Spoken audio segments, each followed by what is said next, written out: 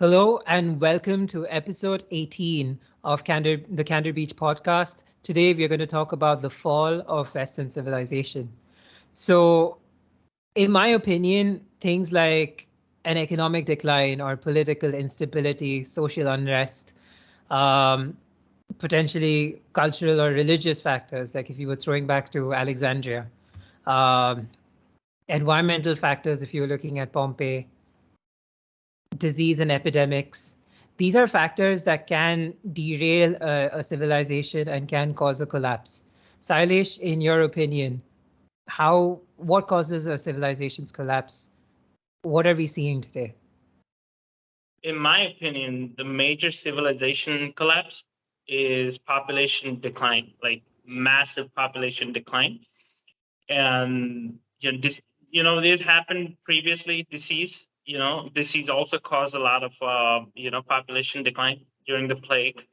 That and famine and wars.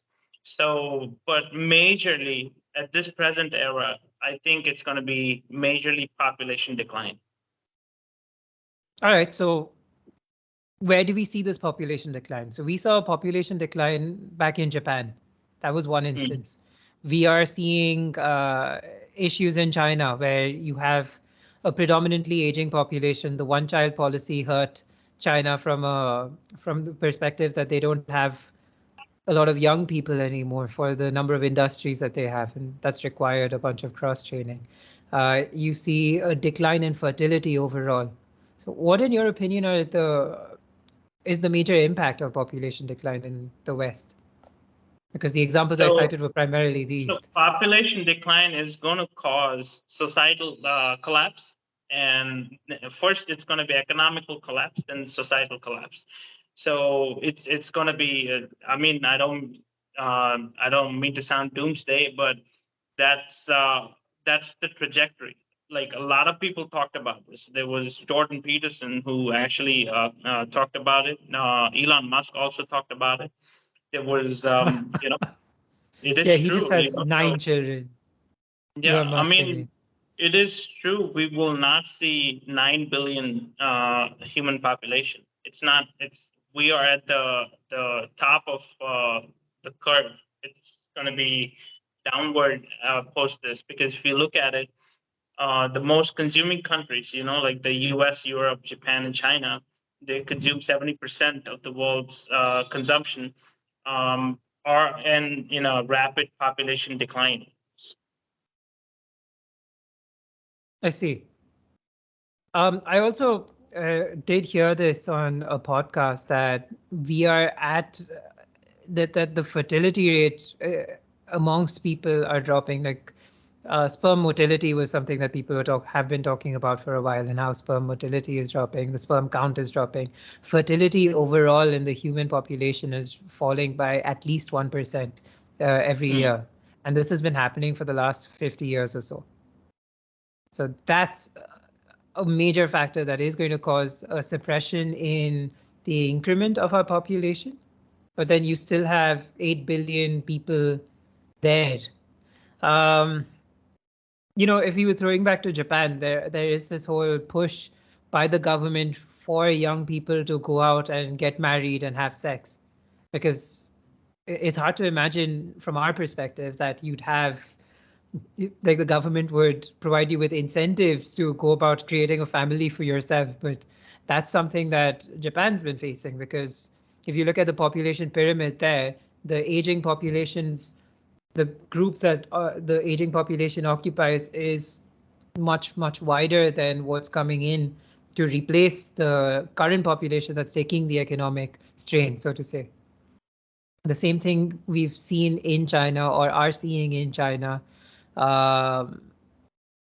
This discussion just reminds me of the lost decade, like the 90s in Japan, where the 90s in Japan, you're seeing aspects of that in today's society as well. You saw an economic slowdown, you saw population coming down, you saw a bunch of things that are on today, like corporate restructuring, aging population, the monetary policy didn't really work. Like the interest rates of Japan were near zero levels. That's something that we are not necessarily we're seeing countries getting out of it, but honestly, it's if China's entered deflation now. That was something that you had brought up on the last podcast. Aren't there similarities? Yeah, so China is, and it's very similar to the Japan's lost decade. It's stagnation is coming in China. A lot of like the economic output is slowing down. So if you look at it, yeah, like you brought it up, sperm count is dropping. Men at the present age don't even have the same amount of sperm count our previous ancestors had. Not even half of that, because a lot of it will, if you look at it, it's chemicals. A lot of soybean consumption. Soybean consumption has a lot of. It's not a fact, is it? It is a fact. Soybean has the same amount of 1 cup of soybean has the same amount of estrogen as 20,000 cups of chickpeas, and it actually fattens you up at the same time. It also causes a lot of increase in estrogen in human males. What I when I said it's not a fact was what I was getting at is it's not suppressing testosterone. Yeah, but if you're increasing estrogen, there is a hormonal imbalance that is coming in, possibly. So there are reasons for loss of sperm count and sperm mobility. A lot of men face that issues. If you look at it, a lot of men have these days, have what do you call that? What do you call that, man? Which you take Viagra for it. Erectile dysfunction. Erectile dysfunction. So there is, sounds like a Harry Potter spell. Spectre Patrol. Yeah, there is high prevalence of it, right, in the present day than in the past. So these are all the causes also of, GMO-based products, chemical-based foods, processed foods. Affecting fertility, yes. Yeah. Now, what can we do to combat this? Mostly go organic, food, organic, grow, like homesteading, build the, I don't mean to sound anti-government, but basically grow your own food, and, fertilize what if it people with what if people didn't have access to that kind of real estate? So like think about a place like Hong Kong. Now project London. The UK is a small island. You are not going to necessarily, or the majority of the population isn't going to be at liberty to have a lot of space. They are not going to be able to grow their own vegetables or fruits. Sure. You can do it indoor farming. You can do, basic. You can grow in your own house. There are ways you can there are kits you can buy which you can ship it home, and you can grow your own food inside your house with lighting and 24-hour lighting with it. So you don't need to have excessive real estate for that. But that right, so this pushes us to a conversation around energy as well, but we'll come back to that. So okay, so what can a country do? And I'm specifically angling towards something that you've been talking about for the last week. The refugee crisis. Refugees. So if bring in outside population, there are countries which actually pay you to come and move down to that country, and Canada. have offspring. So Canada for Indians. Canada is like little Punjab anyway. So, but I think it was Switzerland, I believe, where it actually pays you, one of the Nordic nations, where it actually pays you to move down with a family and have kids. So it basically it incentivizes you to have kids in their country. Right. I mean, if you look back at it, so if there is a lot of refugees, so all these European countries are bringing in, immigrant population, cheap labor, because they don't have enough labor to work on, like even their farms or anything, like basic labor, which does all the hard lifting. So that's another issue, which is, when you bring in refugees, there are other issues which come with the refugees. You Well, should be able to yes, integrate. I'm not. Look, I'm not a 100% sold on the fact that refugees are a bad thing. Like, as an example, with West Bengal, you've had people from Bangladesh come in or basically flit in and out of the border. That's Mm, poor border patrolling. That is a danger. But at the same time, there has been a certain degree of positivity with respect to that. You gained, like, West Bengal gained access to cheap labor, and the Bangladeshis that required those sort of like jobs that West Bengal provided them were happily taking them up. It was good for them. They gained uh, they gained employment that way. yeah. Similarly, refugees aren't necessarily bad. Like, you've got these. This isn't a fact, but like, look at those movies where you have these Russian rocket scientists moving from Soviet Russia to America, and then like you've got all of these TV shows where there's janitors solving complex mathematical problems. Like, if you had to draw that into um, the refugee crisis, you are going to have very highly skilled labor or potential for highly skilled labor that you can integrate into your society. You aren't necessarily going to have people in a small boat carrying shivs jumping in and ready to terrorize your country. Now, I can't speak to whether refugees are harmful to society. I'm just struggling to think about uh, how they might harm you. They are going to harm. I mean, everything has an impact. I'm not saying they won't have an impact on your society. There was this whole conversation about foreigners coming in and taking the locals' jobs, whether the locals were going to go in for those jobs or not. But there is going to be an impact. But I don't necessarily think it's going to drop, or the majority of that impact is going to be something like terrorism. I think they're going to integrate into society. I think they're just trying to live their lives. I think they are a way in which you can solve your population crisis, and it shouldn't be spurned. So I think the refugees are you. I partially agree with you, but what I can say is, like, yeah, if you bring in refugees, they should be integrated into the society. They should be they should be taught whatever the country they're moving into, what are their core Sure, values, what do they expect, agreed. and then eventually, they should be shown a pathway to employment, and not just just come in and whatever you can do Of whatever you course, want. Yeah, of so course, that's not agreed. that that's how it should be done. Europe, one of the major issues which happened with Europe is they were not able to integrate them very well into the society. That's where they were not being treated the same as just the regular citizens. You have the We'll get free. into those. I'm sorry I'm cutting you across, but Yeah, yeah. I would like for us to move on to the next point simply because Hmm. this is like an issue in itself.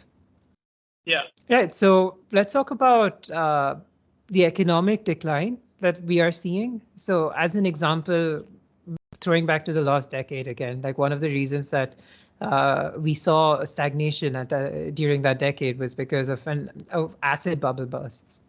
That was another reason that led to Asia's 1990 economic collapse.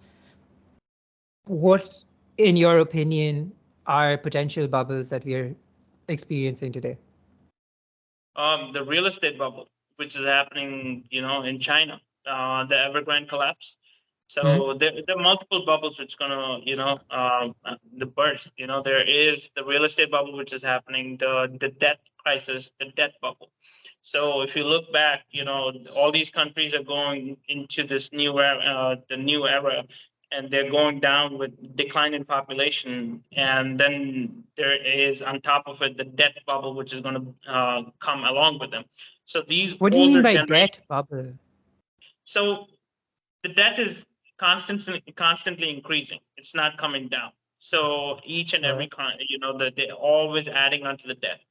but then they don't have enough population to pay off this debt. There's not enough young population. So the older generation Let's just or say the there's not older enough population, growth.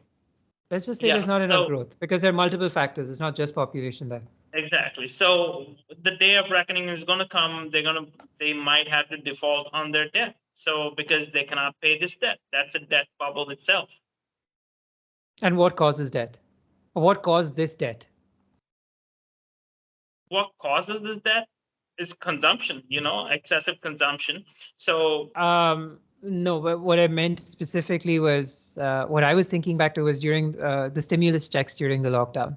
The stimulus yeah, checks, the sure. high infrastructure spending, and all of that came primarily from printing money. Because Yeah. the government can get money from like using two tools. Either they print money or they tax you.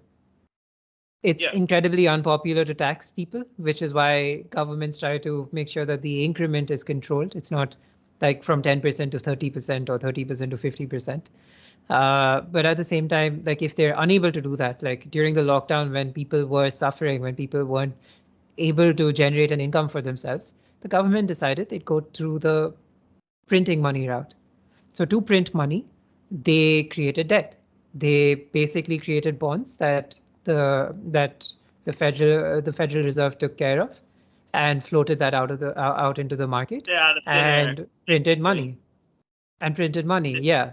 Essentially essentially out of thin air because the US economy has proven over the last several years, and this is a fact that the rating agencies, S&P, Moody's, has also ratified by their downgrades, their rating downgrades, that the US economy isn't what it used to be. It's not growing at the rate at which it used to. And there is a chance that it's not AAA anymore. I don't even think it's AA, but that's not for me to decide. Yeah. They aren't able to service their debt. That was what I was hoping to get into. Sorry. Please go ahead. No, you brought up all the points, right? So if you look at it's true. So yeah, so they are printing debt. Like printing money is massively. I mean, if you look at it, 30% of American debt has been brought upon in the last few years. That is insane. So there's just the amount of money they printed during COVID and post-COVID is, I think, it's about $7.5 trillion, which is unfathomable. They just did it out of thin air. There's nothing to peg on to. So yeah, that is a debt bubble is on the horizon.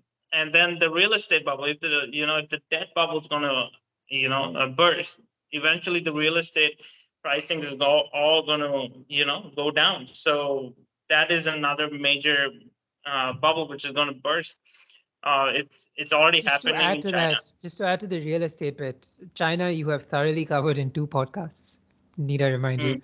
But there was this instance. I don't know if I mentioned this on the last podcast, but mortgage rates are incredibly high in the UK. I believe the UK has seen a 10% drop in approvals of mortgages from the previous month, and it was around 52,400-ish the previous month. It was expected to fall to 51,000 but fell to 49,000 instead, something of that sort. And that's because the rate of interest for the mortgage rate is really high. I believe it's 4.66%, something that was stated to be at 2008 levels or something of that sort. I shouldn't keep saying something of that sort. I know this for a fact. This was in an FT article. We will link that in our description. But it was quite high, like as high as 2008 levels, and that was when we saw the housing bubble burst. That was one of the factors that led to the collapse back then. Sure. So I have another tangential question to ask you. So kind of controversial. So do you think increase in education of women causes the fertility drop? I can with 100% confidence say the way you've stated that question, No. Education, like educating women does not affect fertility in any way. Educating women might see a drop in number of children. Fertility, we are doing that with chemicals, with our lifestyles, by putting the body through the kind of stress that we are, like lack of sleep, alcohol, drugs, whatever. You Like, I didn't don't know modify how. my question. I love it. I I didn't modify your question. I took it exactly as you stated it. But to the spirit of your question, does educating women reduce population or adversely affect population? I would say to an extent it does decrease. Like this is factual. This does affect the number of children that a household has. Like you're not no longer going to see a household with 5 or 6 children. And I'm not saying that households with 5 or 6 children have, like, the women there are poorly and uneducated. I mean, poorly educated. There is a general statistic that states that when you educate the women, you are controlling the population to an extent. And this could be for a number of factors. When you are educating women, you are seeing, like, and women need to use these skills somewhere. So they participate in the economy, as opposed to when you don't have any skills that generate growth. So when you're participating in the economy, you have less time for child rearing. Yeah. So I would say that that is a potential connection. It's not a bad thing. It's a very good thing. Not a bad thing. I'm not saying it's a bad thing. It's just, a Now I'm question just to putting ask. it out there to say, like, it's a cover your ass sort of a statement. I believe in that, but I had to state it as well. Yeah, I Yeah. mean, Was that the answer you were looking for? yeah, I mean, if you look at it, it's bound to happen once, once a country starts to, climb its ranks up or go up in the economic scale. Women get educated, and over a period of time, educated women have lesser kids. It is factual. I'll actually attach the graph with regards to that. But Right, but yeah, we are talking about that in connection with the population collapse, is population it? decline. Yeah, yeah. So here's a funny thing. Korea apparently, so we're talking about number of children on average, yeah? So you are likely going to want about 2.1 children to be able to replace your population, your existing population. Korea is at 0.78. Japan is at 1-ish. Yeah. So Just their population is being suppressed. And I'm not going to say that this is all down to educating women. There are a bunch of factors, including pornography, as an example. sure. I don't know about the issue with Korea, South Korea. I was talking about South Korea specifically, as much as Japan, because there have been conversations about how people are conducting marriages as events, like a 1-day marriage or a 2-day marriage, just so that uh, people can experience what it's like to have a husband and a wife. Similarly, the pornography affects your mind, and then you become less likely to want to have any sort of a relationship with an actual human woman. The rise of OnlyFans, basically, something that I'm alluding to. That's just it hurts your population. So it is important to educate women, because at that point in time they're able to positively contribute to society. They're able to positively contribute to the economy, and you have fantastic leaders that have come out of it as well. We're never going to forget Indra Nui, or the New Zealand, I forget the name, and this is my bad. The Prime Minister of New Zealand, Angela Merkel, as well, the German Chancellor. They've been Yeah. fantastic leaders. They led us through the pandemic better than a lot of the male leaders did. So they've definitely stamped their authority, but at the same time, uh, there are a whole host of factors that are affecting population overall. Yeah, you definitely covered yourself. So yeah, anyways. I tried. Yeah, so I mean, if you look back at it, the root cause of refugee crisis, or is population decline. So that's what I would root back to, and like the how No, we're done with it's population. I feel like we've spoken quite a bit about population. Asset bubble, that's where we are at. You talked about the real yeah. estate collapse. Yeah, so you said I mean, debt bubble. Doesn't that put everything in a bubble then? Because debt is basically borrowing, right? And I would say the cost of borrowing has increased because rates have increased. Now, since the cost of borrowing has increased, it's harder for people to one pay back what they have borrowed, and which creates a very sensitive bubble.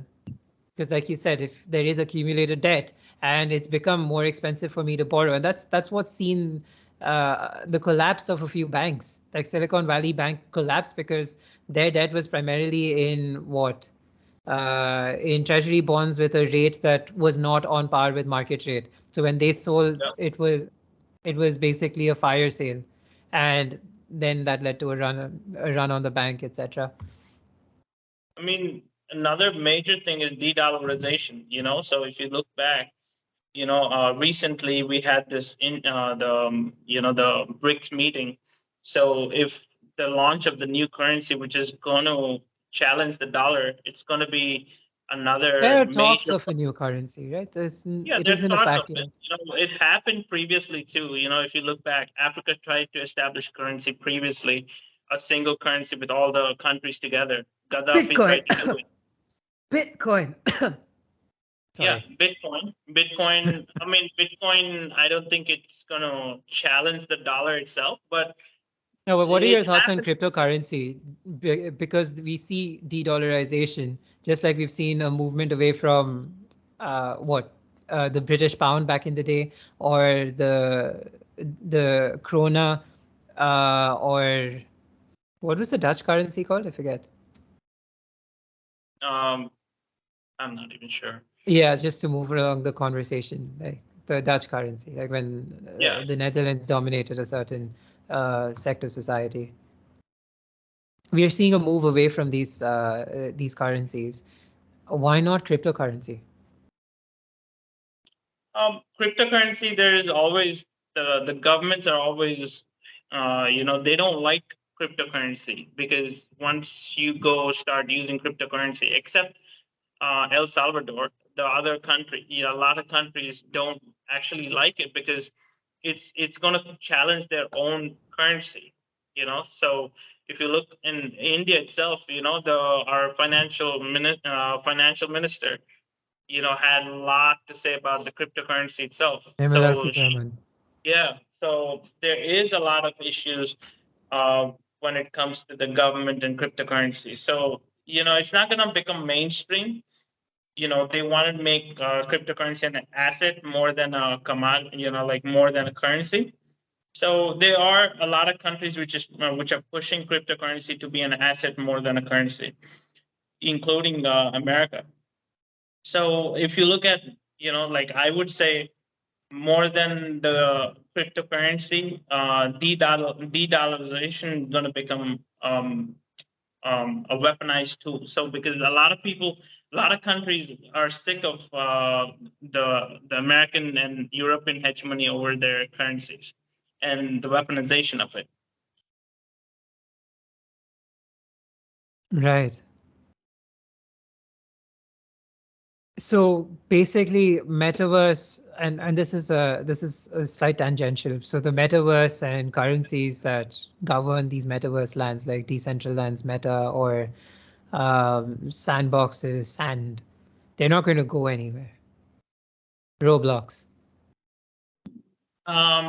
Nothing as big, man. assets, As an asset, probably eventually, Ethereum as well. maybe down the lane, but not as in the short term. Long term, yeah, maybe. Why did you buy something on No, not the recently. metaverse? It's just that no, we still hold positions on those, right? Which is why I brought them Yeah. up. Otherwise, yeah, There was somebody interesting. I was reading. I think it was a meme. I guess somebody bought $200,000 worth of land on Metaverse. they're asset owners. Not a meme. So companies have been doing that. They've been buying real estate on the online, and we won't go into that, not pertinent to this conversation, but Mm. I guess it's more of a hedge, right? Like in case things Yeah, blow up, you might as well be in it than out of it. I think the metaverse as a concept is going to evolve, and there is going to be a use case that we can talk about at some point in time.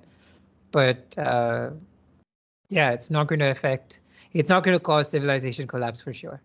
sure. But speaking of the metaverse, I was thinking about Meta, social media companies. There was one other thing that you talked about. Social media in the East versus social media in the West. Just for the sake of completion, if you could bring that point up again. TikTok's algorithm. Yeah, TikTok algorithm, it targets kids separately. In the Western countries, it is totally different. Like it gives up all these dance videos and all the stupid stuff. But once you go back in China, the algorithm actually gives you, DIY videos, mathematics, how to do science projects. I'd like for you to So rephrase, or I'm going to rephrase on your behalf, don't mind. He didn't mean stupid stuff. He meant forms of entertainment that aren't necessarily productive to the economy. sure, I agree. No, honestly, I don't believe that dances are going to take you to are going to improve your economy. There are people who are vastly influenced by getting a quick buck, right? Like it's quick gratification. You see these influencers leading the good life on social media and talking about how, or like a dance video where someone's essentially just twerking and then they get a few million likes. And then people are like, oh, so now I want to be a vlogger, or I want to be an influencer, or I want to be I'm not going to diss musicians because like a piano right there and a guitar next to it. Artist yourself. Yeah. So it is something that is impacting the West and the East. You have like social media's incentivization in the West is more focused towards things that aren't necessarily going to contribute to society. There was this whole study about what people wanted to become in the future, like what the kids in the West wanted to become versus the kids in China. About 51%, like an overwhelming group, wanted to be astronauts in China, whereas in the West it was vlogger, uh, I'm going to say it, musician, influencer. Like this was primarily what their goals were, and this does not require. I'm not saying it can't use your a good degree, but at the same time, it does not require that. I mean, what's the point of going to college anymore? Like if you need to be a dancer, go study dance, go work on that, or go join a gym, be hot, and then become an influencer or something of that sort. Yeah, I mean, A sure. model, right? I mean, yeah, it's the how they target it. Like I would say it's more China targets the Western audience than its own population. It actually grooms its population to perform better in mathematics and science. It's quite insidious, yeah. Yeah, so I would say it's self. Like China does it deliberately. Right, but then there's also this whole thought about we won't spend time on this, but there's a whole thought about brain drain, like akin to the refugee conversation. There's brain drain that people have been talking about, how people have been leaving India particularly to the Yeah. US or Sri Lanka, like Chamath Palihapitiya, I hope I pronounced his name right. Or like all four of them from the All In podcast, like they're all apparently refugees, right? That's what they said, if I remember correctly. I might be misquoting that. I believe so. Yeah. Yeah, so they're all from different countries, or their parents are from different countries. They've come in to the North America, to the land of opportunities. That's the thing that's missing today. Like one thing that we haven't talked about when we should talk about is the fact that the West is not creating the sort of opportunities that it used to. Like if the opportunities primarily lie in the realms of social media, you don't need to travel there anymore, or Yeah, you don't exactly. really need to do anything. You just need to have a good camera phone and record yourself. So, but but that's not true here in countries which are building manufacturing, like Narendra Modi, our prime minister, who's contributing to this whole Make in India notion, right? That was the notion that he Yeah, uh, marketed, he built up and marketed over the last decade. That has created jobs. That is moving jobs here, like Apple and their negotiation to come into India. That was apparently a 3-year process, but now they're doing that. Foxconn's expanding here in India, in Andhra Pradesh as well, the state that we're in, Telangana. Um, what else? Like Lenovo, Tesla's, yeah. Lenovo and Dell are planning to start manufacturing in India. Hmm. So that's another major push. So you have this shift where opportunities are primarily based here. Sheer quality of life is fantastic in the West. There is no disputing that, and that is still a strong pull. The fact that the currency is valued more than it is here, like I believe a US dollar, like back when we were studying in the US, it was what, 45, $50 rupees to 43, a I dollar, believe. Yeah, 43. and today it's double, practically double, Yeah. 83 rupees to a dollar. So that also influences, that also has a strong influence on where you want to be, because a dollar is worth so much more. Or the fact that if your primary storage has been, value storage has been the dollar, it's doubled. Yeah. So growth is that much stronger. And you'd want that sort of freedom. You'd want to be investing in an asset that grows as much as the dollar or the euro has. And today I believe you're speculating with this conversation that that's no longer going to be the case. Eventually we are moving away from that, and therefore this stored value or this assumed value is not going to stay. But a potential spanner in the works that I was thinking of was, who are the money allocators today? Where are the money allocators primarily? They're not in the East. They're in the West. Yeah, they're all in the West. The financial So sector. even if they pull out from the West and invest in the East, which is a hope, which is what we are seeing a potential trend in,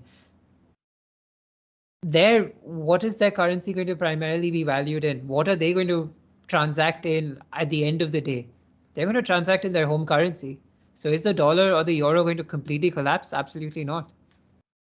No, it will not collapse. But if you're looking at it, it's the clash of the the financial based sector with the commodity based sector. So you have Russia, China. These are countries which are predominantly Middle commodity East as based well. countries. They're Middle East. joining the Yeah. BRICS, right? So and it's the ultimate fight between these and US and Europe, which are financial sectors. So they think whoever controls the finance are going to be the world leaders. But Isn't then that true? now it might not be sure till now, but if Russia, China, and Middle East, and including India, if they actually come together and challenge this hegemony, there might be because what are they going to buy? The America and Europe do not produce anything. They are just consumers. So once this commodity chain stops, it's going to be a total collapse. Their money's worth nothing. What you're getting at is they're not self-sustaining and therefore are not going to be able Exactly. to, right? Look So at they are look at going to be Russia forced to consume from. with all the sanctions. They couldn't actually do nothing to Russia. They all these magazines and newspapers in America, they were like, oh, Russia is going to collapse in a month after the sanctions. Nothing like that happened. Russian ruble actually strengthened. So it's the ultimate battle is the commodities versus the financials. Right. So the one last thing that I'd like to bring up, because it's been 40 minutes. The one last thing that I'd like to talk about is technology stagnation. I think the West is primarily exporting technology. They have been world leaders in technology. And that is not to say Japan isn't brilliant or India. I don't think India's had the sort of impact that the West has or that Japan has or even China has had. I think technology capital allocation is what is going to prevent or is going to be that saving grace that prevents this collapse. There are factors that we were talking about: population decline, the bubbles, the asset bubble bursts, potential bursts. There are going to be other factors. What else did we talk about? The general economic decline, right? Deflation, that's going to be impacting these countries. The high rates of inflation that are impacting certain countries. Deflation, Germany in the West, I believe. High inflation, high costs of borrowing. These are things that are going to be painful for the West to endure. I don't believe it's going to cause an entire collapse. I believe that capital allocation, the fact that the West leads the world in technology, the fact that they are global consumers, and once they're able to consume again, once the cost of borrowing reduces, and I'm assuming since they like printing money, they are going to stimulate the economy some more at the first chance they can get. We are going to see them start consuming more and their countries coming back into stability. That is not to say that the BRICS is not going to have an effect. There is going to be this potential. It's not going to be a closed loop, right? It's not India trading with China, trading with Russia, and like this triangle. We are primarily going to continue trading with the West because that's in everybody's best interest. The West is going to continue to allocate money here in the East because that is in their best interest because of this imperceptible growth that everybody's talking about. So this cycle is going to continue. Like, we can talk about a potential collapse till the cows come home, but I don't see that happening. It doesn't have to be a complete collapse. Just a shrinkage of 40 to 50% is major. Like, it's massive. Let's say, yeah. So we already have Japan's lost decade. Just with a 40% decline. So if American stock market shrinks, let's just say 30%, that's a major issue. But what I'm getting at is it's not going to, because they have technology. They're world leaders in technology. And who formed the biggest components of the NASDAQ and the S&P? Technology companies. It's not going to collapse. It's not going to shrink by 40%. Japan's problem, one of the compounding problems beyond the asset bubble burst and the population and such, were technology stagnation. That's not an issue. And money allocation, right? Like, Japan was in the center of the world. The US is, and Europe was. So I mean, if you look at technology stagnation, look at Apple. Apple is, there is, like this, they're losing market share because they are just. I'll go stimulate that. September 12th. So, like, you're talking about incremental innovation, and we can talk about innovation at some other point. I think they're adequately innovating. There is clear direction in terms of, more than innovation, direction is what governs how much money a company is going to make. And in terms of direction, look at where Apple was last year versus today. $180 today versus 111 or so during the last iPhone release. They've grown tremendously. Microsoft as well. It was at $230, $240. It's back to $322, which was how much it was valued at the previous year. But we're not going to talk about that. I think they're going to be just fine. Yeah, I think last thoughts. Closing thoughts. Yeah. I think this collapse is not going to happen. There are factors. It's going to suppress them. It's going to hurt them. There is going to be pain, but they're not going to collapse. Yeah, I disagree. I think the Western collapse is going to come. So it's if Russia, China, and the Middle East, along with India, are successful in creating a currency, it will collapse the Western society. It depends upon consumption. But we won't start a fresh debate right now. I'm going to say it comes down to consumption, because consumption spurs growth at the end of the day. So if you're consuming more from India, then great, good for India. But you are the ones who are consuming, and you have money. It's a lame statement, but yeah, whatever. You have money.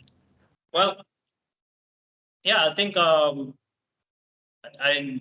it's good we disagree on it. So so you Sure. say the collapse is not coming. I say the collapse is coming. So buy more Bitcoin, I'm gold, not gonna do that. No. Yeah, gold's growing definitely. But all right. definitely. Yeah. Thank you very much. Thank you for attending episode 18. Let us know what you think about this in the comment section below. Let us know if you think there's going to be an imminent collapse, or if you agree with me and not Sailesh. All right. Let's see. Yeah. I hope everybody agrees with Ashish. Yeah. All right. Thank you very much, and see you in Thank the you. next one. Goodbye.